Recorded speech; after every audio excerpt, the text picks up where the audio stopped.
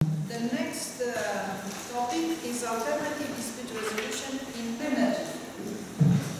Let's say we don't leave the area, we don't leave the zone of investment. First of all, we don't leave the area of energy, oil, gas, and energy are part of the very important business internationally speaking. And we have here a colleague whom probably is the most entitled to make this presentation.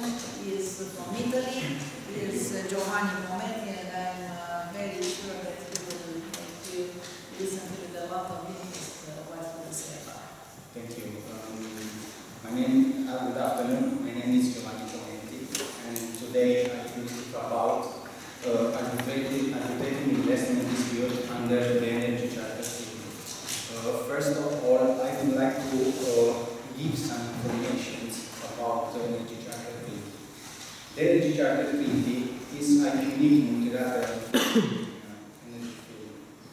The need for such charter arose after the fall of the communist regimes across Europe under the dissolution of the Soviet Union between 1989 and 1991.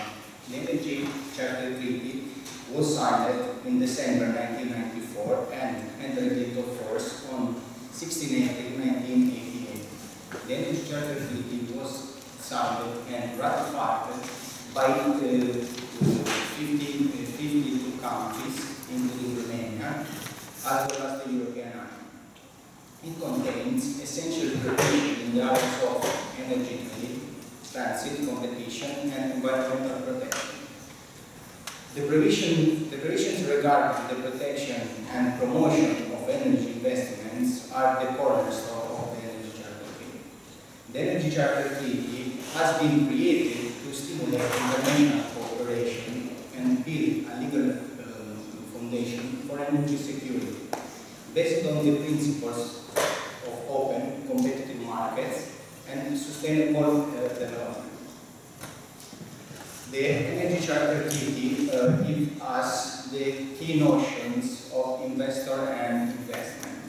Investor is a natural person who has the citizenship or nationality of a contracting party or who is permanently residing in a contracting party in accordance with applicable law. Investor can also be a company or other organization organized in accordance with the law of contracting party. As to the notion of investment, is every kind of asset owned or controlled directly or indirectly by an investor.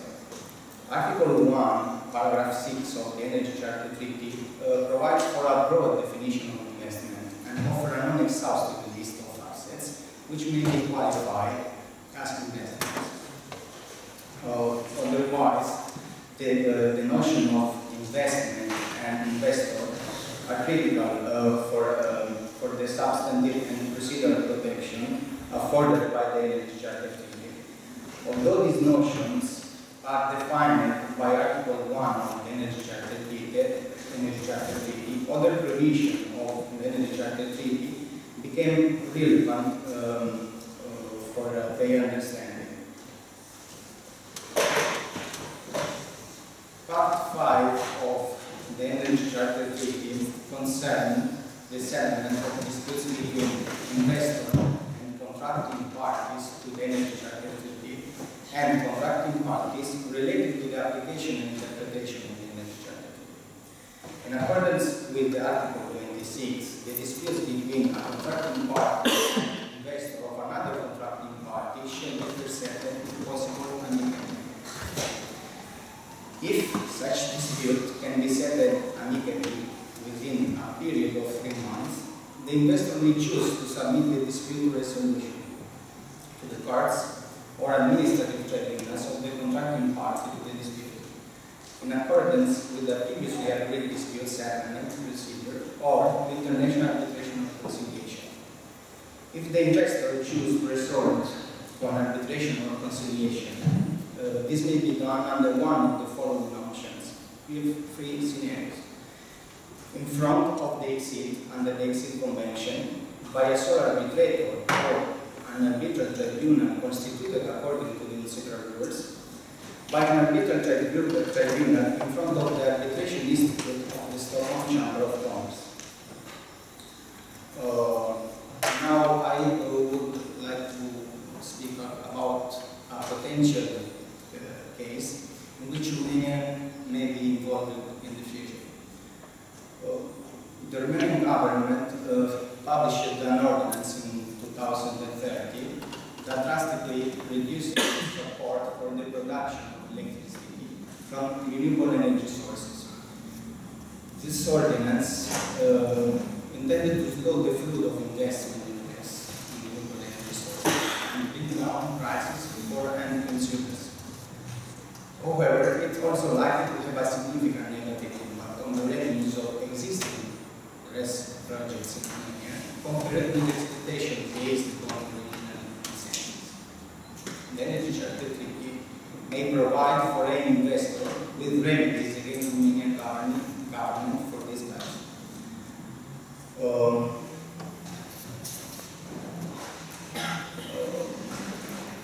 Under Article 10 of the Energy Charter Treaty on the promotion, protection, and the treatment of investment by foreign nationals, the Energy Charter Treaty obliges its contracting states, including Romania, to adhere to specific standards of international law. We have 4 standards. 4 standards are likely to be relevant in the present case.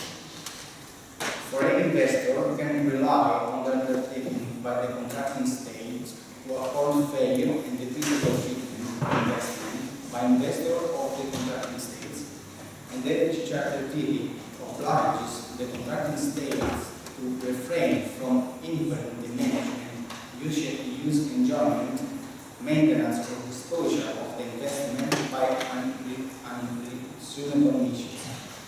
Contracting states are further bound to observe an existing obligation to investor, for example, contractual arrangements between the states and the investor.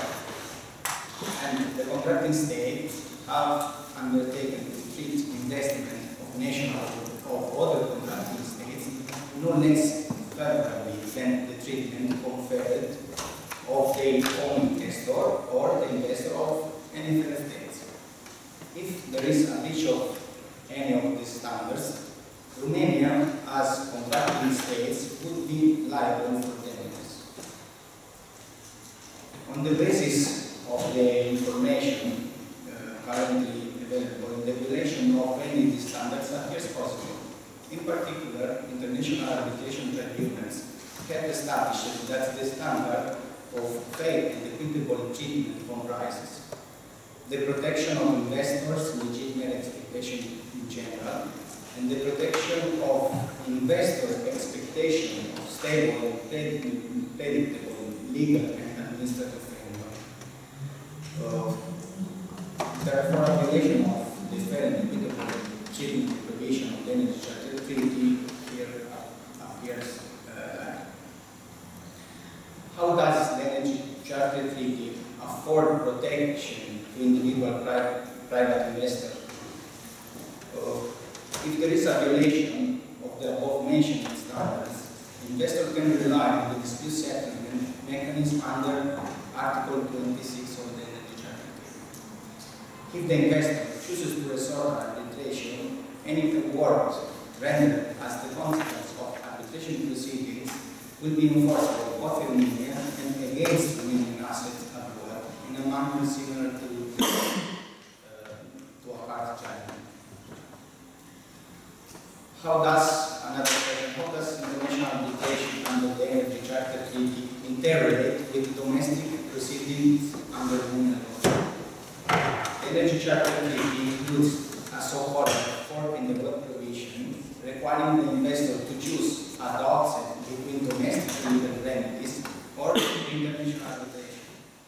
Under this provision, the investor's choice of a dispute settlement procedure is in principle binding. Hence, investors who have chosen to initiate court proceeding in Romania are barred from resubmitting the same dispute to international arbitration in another state. Thank you very much.